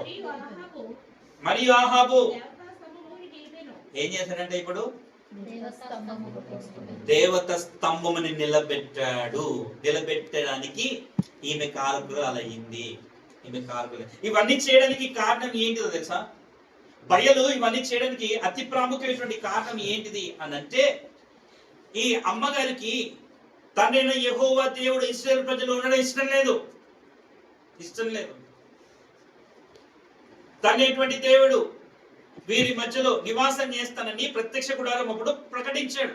నేను మీ మధ్యలో ఉంటాను, మీతో ఉంటాను, మీతో నివాసం చేయాలనుకుంటున్నాను అని ప్రకటించాడు తండ్రి అయినటువంటి దేవుడు. అందుకొరకు ప్రత్యక్ష గుడారం కట్టబడి, తర్వాత మందిరం కట్టబడింది, సొలొమోను ద్వారా మందిరం కట్టబడింది, అన్ని జరిగాయి. కానీ ఇప్పుడు ఈ యెజబెలు అనేటువంటి స్త్రీ నడుము కట్టుకుంది ఏంటిది అనంటే, తన తండ్రి నేర్పించాడే బయలు దేవతనే దేవత, బయలే దేవుడు మనకి, ఇది నువ్వు ఎక్కడికి వెళ్ళినా కానీ సరే దీన్ని మర్చిపోవడానికి వీల్లేదు అన్న ప్రకారముగా ఈ ఆహాబు చేత బలిపీఠములను కట్టిస్తుంది. బలిపీఠమే కాకుండా దేవత స్తంభములను స్థాపించడం అనేటువంటిది జరిగింది. అంతేకాకుండా ఈ బలిపీఠం కట్టించి దాంతో పాటు స్తంభముని నిలబెట్టడమే కాకుండా ఇవి రెండు అసలు ప్రాముఖ్యంగా ఈ రెండు చేయడానికి కారణం ఏంటిదయ్యానంటే, అప్పటికే యెహోవా ప్రవక్తలని చంపడం మొదలుపెట్టింది. యెహోవా ప్రవక్తలేమో కొంతమంది ఉన్నారు, యెజబెలు పోషించేటువంటి ప్రవక్తలేమో ఇంచుమించు 900 మంది ఉన్నారు. ఇప్పుడు ఒక ప్రశ్న అడుగుతాను చెప్పండి. ఏంటిది అనంటే, ఒక్కరు ఇద్దరు వచ్చి అరే బాబు మన దేవుడు యేసయ్య అని చెప్తే వింటాం. అదే 10 మంది వచ్చి యేసయ్య దేవుడు కాదని చెప్తే ఏం చేస్తాం? ఇప్పుడు మోటివేట్ చేస్తుంది. ఏంటిదంటే రాంగ్ డిసిషన్ తీసుకోవడానికి ఇజ్రాయెల్ ప్రజలను. గమనించండి మాట. ఈ యెజబెలు చేసేటువంటి పని ఏంటిదంటే, నువ్వు నమ్మింది సత్యం కాదు, నువ్వు నమ్మింది అసత్యం. నువ్వు దేని మీద అయితే నిలబడ్డావో, దేని గురించి అయితే నువ్వు ఆరాధన చేస్తున్నావో, ఎవరికైతే ఆరాధన చేస్తున్నావో ఆయన దేవుడు కాదు నిరూపించుట కొరకు యెహోవా ప్రవక్తల్ని చంపించి ఈమెనే స్వయముగా రాజ్యములో ఉన్నటువంటి సొమ్మును తీసుకొని వెళ్ళి బయలు ప్రవక్తలను పోషిస్తున్నట్టుగా మనకు కనిపిస్తుంది. ఇవన్నీ చేయడానికి కారణం ఏంటిదంటే, ఇజ్రాయెల్ ప్రజలు కన్ఫ్యూజన్ లో పడిపోవాలి. ఏ కన్ఫ్యూజన్ లో పడిపోవాలి? నేటి సంఘంలో అదే జరుగుతుంది. ఎవరు పోదా కరెక్ట్, ఎవరు పోదా అసత్యం అర్థం అవ్వని స్థితిలో విశ్వాసం నెట్టేస్తుంది. సత్యం అంటే ఏంటిదో, అసత్యం అంటే ఏంటిదో గ్రహింపు లేనటువంటి విధంగా ఈ యెజబెలు ఏం చేస్తుందంటే నెట్టేస్తుంది. ఇశ్రాయేలు ప్రజలతో దేవుడు మాట్లాడుతున్నటువంటి మాట ఏదైతుందో ఆ మాట అసత్యమని ప్రకటింప చేస్తుంది ఈ యెజబెలు ఆత్మ. ఈరోజు సంఘంలో కూడా క్రీస్తు ప్రకటిస్తున్న ప్రతి ఒక్క మాట ఏదైతే ఉందో దాన్ని అసత్యమైనటువంటి మాటగా తీసి ప్రకటించడము చేస్తుంది ఈ యెజబెలు. యెజబెలు దాని అలంకరణని బట్టో మాట్లాడట్లేదు, దాని వేషాన్ని బట్టో మాట్లాడట్లేదు, లేదా దానికి ఉన్నటువంటి స్థితిగతుల్లో దేవుడు మాట్లాడట్లేదు. కానీ ఇక్కడ ఒక మాట నేను చెప్తాను, దేవుడు ఎప్పుడైనా కానీ సరే శరీర సంబంధమైనటువంటి క్రియలను హైలైట్ చేస్తూ నువ్వు ఇదిరా అనడు, కానీ ఆత్మ సంబంధమైనటువంటి బలహీనతలని ఎత్తిపట్టి చూపిస్తూ శరీర క్రియలు దూరం చేసుకోండి రా అని మాట్లాడతాడు. అంతే. మన లెక్క ఎలా ఉంటుందో తెలుసా? శరీర క్రియలు చేయబట్టే ఆత్మ ఎదగట్లేదు. శరీర క్రియల్ని హైలైట్ చేస్తూ దేవుడు ఇలా ఉన్నాడు అలా ఉన్నాడు, అది కాదు. దేవుడు ఎప్పుడైనా కానీ సరే ఆత్మ సంబంధిగా మాట్లాడుతూ, ఆత్మని సూచిస్తూ, ఆత్మని బలపరచుట కొరకు. ఎందుకొరకు తెలుసా? మన్నైనది తిరిగి మట్టికి వెళ్ళిపోతుంది, ఆత్మ తిరిగి తాను అనుగ్రహించినటువంటి. అట్లా అనేసి నీ శరీరంతో ఇష్టం వచ్చినట్టు బతుకురా బాబా ఆయన చెప్పట్లేదు. కానీ అందుకే అన్నాడు కదా, నీ శరీరము దేవునికి, నీ దేహం దేవునికి. అది కూడా చెప్తున్నాడు. మళ్ళీ అది కూడా చెప్తున్నాడు. దేవుని ప్రేస్తున్నాడు, దేవుని ప్రేస్తున్నాడు. అదే ప్రకారంగా ఆయన మాట్లాడుతుంది ఏంటిదో తెలుసా? ఆయన మాట్లాడుతుంది ఏంటిదో తెలుసా? ఆయన చెప్తున్నాడు కదా, ఈ యెజబెల్ అనేటువంటిది ఏం చేస్తుంది అనంటే ఆలోచనల్ని తారుమారు చేయడం కొరకు తన ప్రవక్తలను నిలబెట్టడం మొదలు పెడుతుంది. నిలబెట్టి ఏం చేస్తుందో తెలుసా? ఈ ఇశ్రాయేలు దేశం ఏదైతుందో, ఈ ఇశ్రాయేలు దేశం మొత్తంలో కూడా సువార్త ప్రకటింపజేస్తుంది. ఏ సువార్త తెలుసా? బయలు యొక్క సువార్తని ప్రకటించడం మొదలు పెడుతుంది. బయలు ఒక ఏమంటారు దాన్ని, బయలు యొక్క సువార్తని ప్రకటించడం, దాంతో పాటు దేవస్తంభం నిలబెట్టడం. దానికి కారణం ఏంటిదంటే తండ్రి అయిన యెహోవా దేవుడు ప్రజలకి కనిపించట్లేదు. తండ్రి అయిన యెహోవా దేవుడు ప్రవక్తలకి, యాజకులకే తప్ప ఇంకెవరికి కనిపించట్లేదు. కనిపించబడిన కారణం ఏంటంటే వీరి పాపములు దేవుని యొక్క మహిమను చూడలేనటువంటి స్థితిలోకి వెళ్ళిపోయారు ప్రజలందరూ. నేటి కాలంలో మనం కూడా ఆలోచిస్తే దేవుని రోజు మన మనసు పూర్తిగా చూడకపోవడం కారణం ఏంటిదంటే ఏదో ఒక క్రియ, ఏదో ఒక కార్యం అడ్డు రావడం బట్టి ఆయనని మనసు పూర్తిగా మనం చూడలేకపోతున్నాము. ఆ అడ్డు రావడం బట్టి అది గ్రాప్ చేసింది యెజబెల్. దాన్ని లాక్కొని ఏం చేసింది తెలుసా? ఇదిగో మీరు కనిపించినటువంటి దేవుడు ఉన్నాడని నమ్ముతున్నారు, లేడని లేదు, రండి నేను దేవుణ్ణి చూపిస్తానని చెప్పి దేవత స్తంభం అనే ప్రతిమ నిలబెట్టి ఇదిగో దీనికి ఆరాధన చేయండి అని చెప్పి ఇశ్రాయేల్ ప్రజల్ని డైవర్ట్ చేయగలిగినటువంటి లేదా మ్యానిపులేట్ చేయగలిగినటువంటి అంత సామర్థ్యత కలిగినటువంటిది ఈ యెజబెల్ అనేటువంటి స్త్రీ. ఈరోజు ఆలోచిద్దాం, మనం కూడా మన సంఘంలో యెజబెల్ ఉందని నమ్ముతున్నాం కదా. నమ్ముతున్నప్పుడు ఇవి జరుగుతున్నాయా? ఏంటివి అవి అనంటే దేవుడు కాకుండా దేవుడి ప్లేస్ లో వేరొకరు ఉన్నారా? మొదటిది.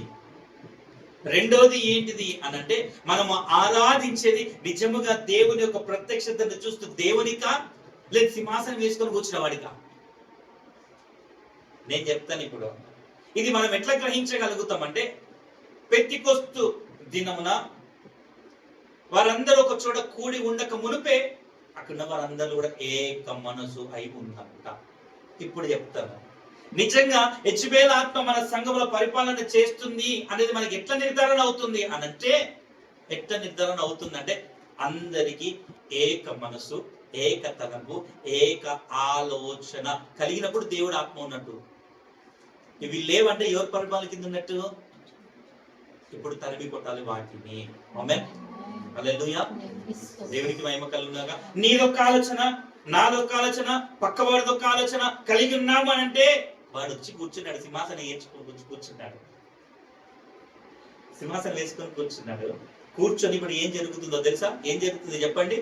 దేవుని యొక్క సింహాసనం ఇక్కడ ఉంది అనే భ్రమలో మనం ఉన్నామని అర్థం. యేసు నామములో అది కూలగొట్టబడును కాక. కొంచెం గట్టిగా హల్లెలూయా.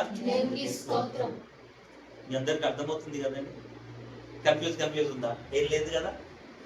ఈ యెజబెల్ చేసేటువంటి పని ఏంటిది అయ్యా అనంటే దేవుని సింహాసనం ఉండొద్దు సంఘంలో, దేవుని క్రమం ఉండొద్దు సంఘంలో, దేవుని యొక్క పనితీరు ఉండొద్దు క్రమంలో. ఎవడికి దోచింది అది నాదే కరెక్ట్ అనేటట్టు చేసేయాలి. వీళ్ళ బోధనే తప్పు అనేటువంటి స్థితిలోకి తీసుకెళ్ళిపోవాలి. అంటే మ్యానిపులేట్ చేసి రెండు తలంపుల మధ్యలోకి నెట్టేస్తుంది ఈ యెజబెల్ ఆత్మ. ఈ యెజబెల్ ఆత్మ ఏం చేస్తుందంటే రెండు తలంపుల మధ్యలో నెట్టేస్తుంది. అందుకే సంఘములతో మాట్లాడుతూ అంటాడుగా, ఎందాక నువ్వు రెండు తలంపుల మధ్యలో తడబడుతూ ఉంటావు మాట్లాడుతున్నాడు. మళ్ళీ ఎందాక నువ్వు రెండు తలంపుల మధ్యలో అట్టి ఇటు తెలుసులాడుతుంటావు. ఉంటే అట్టనుడు ఇట్టనుడు. ఇజ్రాయెల్ ప్రజల్ని అయోమయ స్థితిలోకి పంపించేస్తుంది. ఏ స్థితిలోకి పంపిస్తుందో తెలుసా? ఏ స్థితిలో మీద బయలు కరెక్టా, యెహోవా దేవుడు కరెక్టా, బయలు కరెక్టా, యెహోవా దేవుడు కరెక్టా, బయలు కరెక్టా, యెహోవా దేవుడు కరెక్టా, ఈ కన్ఫ్యూషన్ లోకి నెట్టేసింది. నెట్టిన తర్వాత రోషము గల యెహోవా దేవుడు కోపము తెచ్చుకొని ఒక హీరోని పంపించడం జరిగింది. ఆ హీరో పేరే ఏలియా. హల్లెలూయా, దేవునికి మహిమ కలుగును గాక. అసలైనటువంటి దేవుని యొక్క ప్రవక్త అంటే అప్పటికి ప్రవక్తలు లేరు, అంటే ఉన్నారండి, అప్పటికి దేవుని ప్రవక్తలు ఉన్నారు. ఆ ప్రవక్తలన్నిటిని భయపెట్టేస్తుంది ఈ యెజబెలు, భయంకరంగా భయపెడుతుంది. ఎందుకో తెలుసా? దొంగతనం చేయడం కొరకును, హత్య చేయడం కొరకును అన్నాడే చంపేస్తుంది ఇప్పుడు అందరినీ.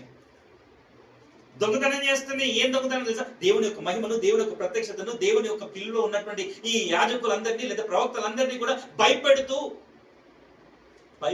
దేవుని యొక్క సన్నిధిని దొంగతనం చేసేసి హత్యలు చేయడం మొదలు పెడుతుంది. ఈ యెజబెల్ హత్యలు చేయడం స్టార్ట్ చేసింది. అంతే, ప్రవక్తలందరూ పారిపోయారు, భయపడుతున్నారు, దాచుకుంటున్నారు. అప్పుడు ఎంటర్ అయ్యాడు 17వ అధ్యాయం 1వ వచనం. అప్పుడు ఎంటర్ అయ్యాడు, చదవండి. అంతటా గిలాదు కాపురస్తుల సంబంధియును తిష్బీయుడైన ఏలియా అహాబు నద్దకు వచ్చి ఎవని సన్నిధిని నేను నిలబడి ఉన్నానో. ఎంత రోషంగా మాట్లాడుతున్నాడో చూడండి. ఇప్పుడు ఒరేయ్, నువ్వు ఉన్న సన్నిధి ఏంటో తెలుసా? నువ్వు ప్రస్తుతానికి ఇజ్రాయెల్ ప్రజలు ఇచ్చే సన్నిధి ఏంటో తెలుసా? జ్ఞాపకం చేస్తున్నాడు. ఏంటో తెలుసా? అసలు నువ్వు ఏ స్థితిగతిలో ఉన్నావో తెలుసా? అన్యురాలు పెళ్లి చేసుకోవద్దంటే అన్యురాలు పెళ్లి చేసుకున్నావు, పోతే పెళ్లి చేసుకున్నావు. పెళ్లి చేసుకున్నటువంటి నీవు ఇప్పుడు ఏం చేస్తున్నావు సార్? ఆమె పూజించే దేవతనే నీ దేవత అని చెప్పి ఆరాధిస్తున్నావు. ఆమె పూజించే దేవుడే నీ దేవుడని ఆరాధిస్తున్నావు. పోతే ఆరాధించినావు. అది కాకుండా యెహోవాకి ప్రతిష్ఠించబడినటువంటి బలిపీఠలు తీసేసావు. బలిపీఠం తీసేసి బయలు యొక్క బలిపీఠం పెట్టావు. సరే, అది కూడా ఓకే. కానీ ఇంకా అంతకంటే ఘోరమైంది ఏదో చేసావు తెలుసా? దేవునికి ఆయుష్కరమైనటువంటిది, దేవునికి ఇష్టం లేనటువంటిది, దేవుడు దేన్నైతే చేద్దన్నాడో ఆ ప్రతిమని తయారు చేసి ఇజ్రాయెల్ ప్రజల మధ్యలో పెట్టావు. ఇశ్రాయేలీయులు పాపము చేయుట కొరకు 100కి 200% నువ్వే కారకుడు అయిపోయావురా. ఆ భ్రమ నుంచి బయటికి రా. ఎందుకొరకు తెలుసా? నేను ఎవరిని నిలబడ్డాను నీకు చూపిస్తున్నాను చూడని రోషంగా మాట్లాడుతున్నాడు ఈ సేవకుడు. హల్లెలూయా. ఆయన వచ్చినట్టు కదా, ఎవరిని సన్నిధిలో నిలబడి ఉన్నాను, ఇశ్రాయేలు దేవుడైన ఆ యెహోవా జీవము తోడు. దేవుడు అంటాడు ఒట్టు పెట్టుకోవద్దు అంటే ఈయన ఏం చేస్తున్నాడు? ఎవరి మీద ఒట్టు పెడుతున్నాడు? యెహోవా జీవము, ప్రాణం మీదే. జీవం అంటే ఏంటిదండి చెప్పండి? ఎంత రోషం కలిగి మాట్లాడుతున్నాడు చూడండి. దేవునికి మహిమ కలుగును. యెహోవా జీవముతో, అయ్యా నువ్వు నీ ఊపిరి తోడు అని పలుకుతా అంటే దేవుడు పలుకుతా అన్నాడు అనమాట. ఎల్లు ఏం కాదు, పర్లేదు పో అన్నాడు. ఆహాబు దగ్గరకు వచ్చి రోషంగా నిలబడి మాట్లాడుతాడు. నేను ఎవరిని సన్నిధిలో నిలబడ్డానో ఆ యెహోవా జీవము తోడు. చదవాలి. నా మాట ప్రకారము గాక సంవత్సరములలో మంచైనను వర్షమైనను పడదని ప్రకటించు. 17వ అధ్యాయంలో 2 మిరాకిల్స్ కనిపిస్తాయి మనకి. 2 మిరాకిల్స్ కనిపిస్తాయి. తర్వాత 18th వర్స్ లో కూడా 18th చాప్టర్ లో కూడా 18th లో కూడా మనకి మిరాకిల్స్ కనిపిస్తా ఉంటాయి. ఏలియా ద్వారా ఇంటికి వెళ్ళి మీరు ధ్యానించండి. టైం అయిపోయింది కాబట్టి నేను ఇక్కడతో ఈ టాపిక్ ముగించేసి మళ్ళీ నెక్స్ట్ వీక్ దీన్ని కంటిన్యూ చేస్తాను. రైట్, ఎక్కడ ఉన్నాం మనము? 17th చాప్టర్ లో ఉన్నాం కదా. ఇప్పుడు ఇక్కడ ఒక అద్భుతం జరుగుతుంది. ఏంటి ఆ అద్భుతము అనంటే, ఇశ్రాయేల్ ప్రజలు కన్ఫ్యూషన్ లో ఉన్నారు. ఏ కన్ఫ్యూజన్ లో ఉన్నారు? బయలు దేవుడా, యెహోవా దేవుడా? చాలా దిక్కుతోచని స్థితిలో, అయోమయ స్థితిలోకి యెజబెల్ అమ్మగారు ఏం చేశారు? నెట్టేశారు. ఈ రోజు సంఘంలో మనం కూడా గమనిస్తే 2 బోధలు ఉంటున్నప్పుడు, 2 బోధలు ఉంటున్నప్పుడు ఏ బోధ కరెక్ట్? వీరు చెప్పింది కరెక్టా, వారు చెప్పింది కరెక్టా? ఏ బోధ అయితే ఏముంది వీటిని అడ్జస్ట్ అయిపోతాం అన్నటువంటి వారు చాలా మంది బలహీన పడిపోతా ఉన్నప్పుడు దేవుడు ఒకరిని లేపుతున్నాడు. ఎవరో తెలుసా? ఎవరో తెలుసా? రోషంగా నిలబడి మాట్లాడగలిగినటువంటి పరిశుద్ధాత్మని నిలబెడుతున్నాడు మళ్ళీ తిరిగి సంఘంలో. ఆమేన్, హల్లెలూయా. ఆయన నిలబెడుతున్నాడు రోషంగా. నిలబెట్టి ఏమని పలికింపజేస్తున్నాడు తెలుసా? నీవు ఉన్నటువంటిది తప్పులో ఉన్నావు. ఆహాబు, అసలు నీ మధ్యలో లేకపోతే ఇశ్రాయేలు ప్రజలో ఎవరి సన్నిధి ఉండాలో తెలుసా? ఎవరి సన్నిధి ఉండాలో తెలుసా? తండ్రి అయిన దేవుని యొక్క సన్నిధి ఉండాలి. యెహోవా దేవుని యొక్క సన్నిధి అక్కడ ఉండాలి. అక్కడ ఉండాలి. ఎంత రోషంగా మాట్లాడుతున్నాడు. చదవండి మళ్ళొకసారి. ఎవరి సన్నిధిని నేను నిలబడి ఉన్నానో, ఇజ్రాయేలు దేవుడైన యెహోవా జీవము తోడు, నా మాట ప్రకారము గాక ఈ సంవత్సరములలో మంచి మిరాకిల్ చేస్తున్నాడు అన్నమాట. ఇప్పుడు ఎవరి సన్నిధిలో నిలబెట్టానో, ఎవరి సన్నిధిలో నిలబెట్టానో నేను ఇక్కడ ఒక మాట అడుగుతా, చెప్పండి. ఇజ్రాయెల్ ప్రజలు ఎక్కడున్నారు? కన్ఫ్యూజన్ లో ఉన్నారు కదా. దేవుడు ఎవరు? దేవుడు అటువంటి ఇజ్బేలా, బయలా, లేకపోతే యెహోవా దేవుడు. కన్ఫ్యూజన్. ఆ కన్ఫ్యూజన్ ఉంటే ఈ మిరకిల్ ఎందుకు చేయాలి? అసలు యెహోవా దేవుడు చూపించవచ్చు కదా, అవునా కదా? స్వయంగా ఇప్పుడు ఈ ప్రతిమ యెజ్బేల్ ఎలాగైతే నిలబెట్టిందో, యెహోవా బలిపీఠం ఎలాగైతే కట్టిందో, కట్టినటువంటి దాని ప్రకారముగా ఏలియా కూడా అట్లాంటిది ఏదో ఒకటి చేయొచ్చు కదా. కానీ ఈ మిరాకిల్ ఎందుకు చేస్తున్నాడు? ఎందుకు చేస్తున్నాడో తెలుసా? దీన్ని బట్టి మనం అర్థం చేసుకోవచ్చు ఏమనంటే, యెజ్బేలు కూడా మిరాకిల్స్ చేస్తుంది సంఘములని గమనించాలి. పాయింట్ అవుట్ చేయండి, గమనించండి. యెజ్బేలు కూడా ఏం చేస్తుందో తెలుసా? బయలు యొక్క సపోర్ట్ తీసుకొని, లేకపోతే బయలు దేవుడికి బలి అర్పించుకుంటూ, ఇప్పుడు ఈ యెజ్బేలు ఏం చేస్తుందంటే ఇశ్రాయేలు ప్రజల మధ్యలో సూచక్రియలు, ఇజ్రాయెల్ ప్రజల మధ్యలో మిరాకిల్స్, అద్భుతాలు, ప్రవచనాలు పలికిస్తుంది. ఎవరితో? యెజ్బేలు నిలబెట్టినటువంటి ప్రవక్తలతో ప్రవచనాలు ఇవన్నీ పలికించుకుంటే ఈరోజు సంఘాలు అదే ఉంది. దేవుడు లేడు, సాతాను సింహాసనం వేయబడింది, అబద్ధ ప్రవచనాలు. మోషే కాలంలో మోషే ఒక్కడే మిరాకిల్ చేశాడా? ఐగుప్తు దేశం ఉన్నటువంటి కూడా చేశాడా? ఐగుప్తు దేశంలో కూడా చేశారు. ఇద్దరు చేశారు. పాముని కింద పడగానే వాళ్ళు ఏం చేస్తారు? వాళ్ళు కూడా ఒక్కడే వచ్చా మాకు రాదా అంటే అద్భుతాలు ఎవరు కూడా చేయగలుగుతారు? సింహాసనం వేసుకొని కూర్చున్నటువంటి వాడు కూడా చేయగలుగుతారు. యాకోబు రాసిన పత్రికలు అనుకుంటా ఏమంటాడు అనంటే, దెయ్యాలు కూడా దేవునికి, చూడండి ఒకసారి ఎప్పుడైతే గుర్తొస్తుందా మాట, ఒకసారి యాకోబు రాసిన పత్రికలు అనుకుంటారు.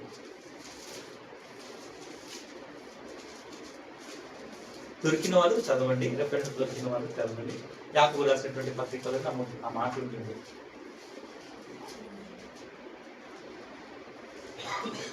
మంచి మాట ఉంటుంది. సరే, అది మీరు తీయండి, అందులోపల నేను చెప్తాను. ఇప్పుడు సాతాను కూడా ఏం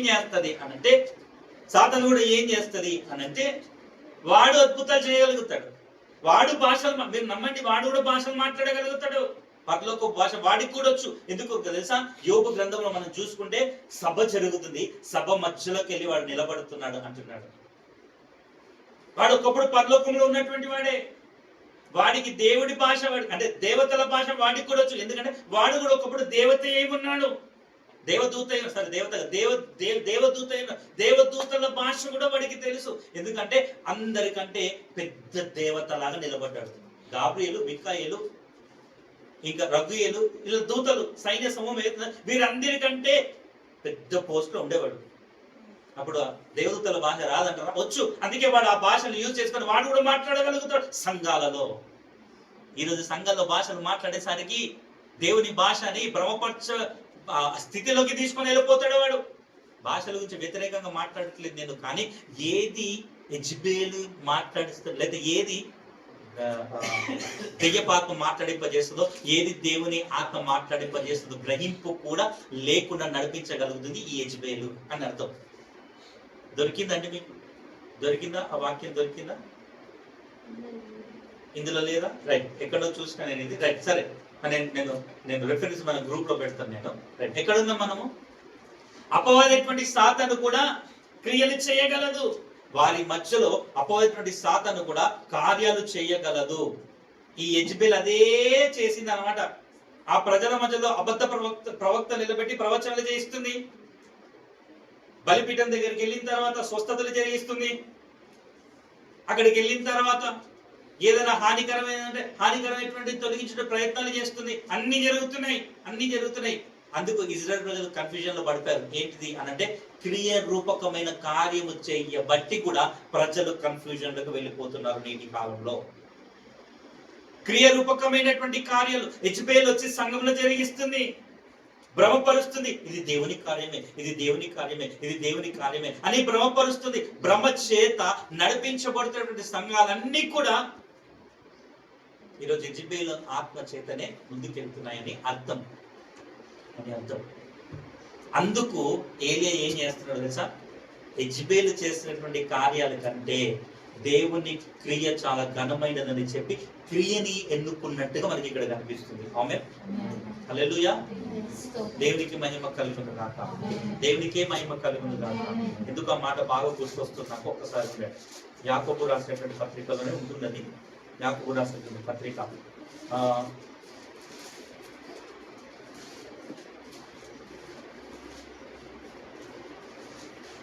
యాకోబు రాసినటువంటి పత్రిక 2వ అధ్యాయము 2:19 చదవండి. నేను ఇక్కడ రాసుకున్నా. Even evil can fear God అని రాసుకున్నా. యాకోబు 2:19 చదవండి. దేవుడు ఒక్కడే అని నీవు నమ్ముచున్నావు. అలాగే నమ్ముట మంచిదే, చాలా మంచిది. కానీ దయ్యములను నమ్మి వణుకుచున్నవి. ఏంటంట? దయ్యములు కూడా ఏం చేస్తున్నాయంట? ఎవరికి? మనం అనుకుంటున్నాం, మనమే నమ్ముతున్నాం. మనం అనుకుంటున్నాం దేవుడిని మనకి భయం. కానీ ఆయన స్పష్టంగా రాసింది ఏంటిదో తెలుసా? దాంట్లో నీ గొప్పతనం ఏంటో భయ్, నువ్వు భయపడ్డాము వనక ఇదే గొప్పతనం. దెయ్యాలు కూడా చేస్తున్నాయి ఆ పని అని అంటుంది. దెయ్యాలు కూడా చేస్తాను, దాంట్లో గొప్పతనం. దేవుని ప్రియ సంగమా, అప్పవాదటువంటి సాతాను సింహాసనం వేసుకుని ఇప్పుడు ఏం చేస్తుందో తెలుసా? దేవునికి భయపడుతున్న మన భ్రమలోకి తీసుకెళ్తుంది.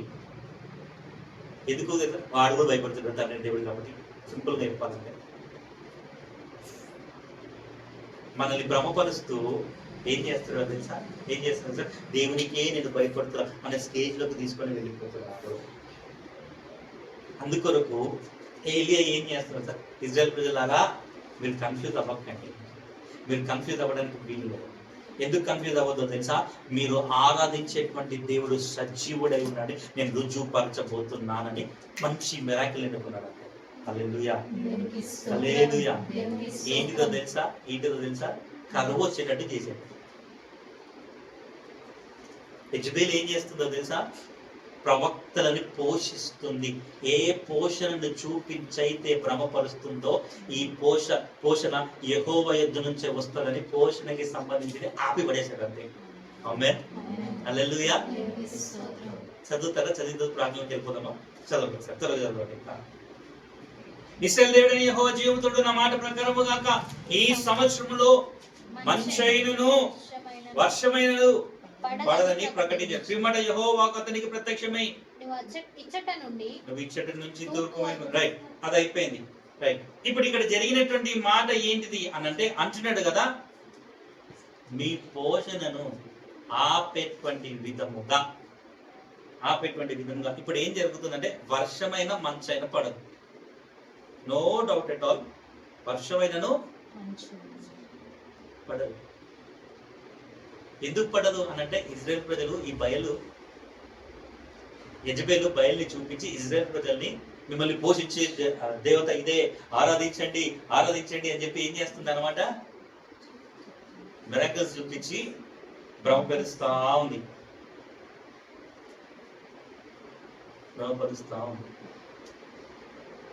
అర్థమైందండి? ఇప్పుడు మనకు అర్థమవుతుంది కదా. ఇప్పుడు భ్రమ చేత నడిపించబడుతున్నటువంటి వారముగా పోషణ విషయంలో సైతం భ్రమ చేత ఉన్నట్లయితే యెజబెల్ ఆత్మ కిందనే మనం ఉన్నట్టు లెక్క వస్తుంది.